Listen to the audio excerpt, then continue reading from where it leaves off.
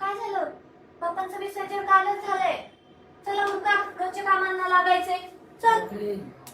पप्पाचं विसर्जन झालंय, कधी लागायचंय आता यार. आधी हो हा पोळपाट मला जरा पुसून देणार आहे, माझ्या हात पिठाचे आहेत. ओके आलो. हा कुठे? तेव्हा तिथं कपडा आहे.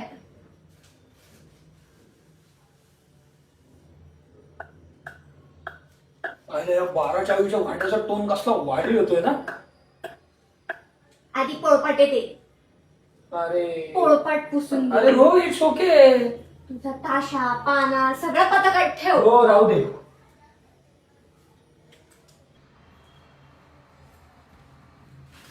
शिवा हो. डबा दे. हा हा आणतीये.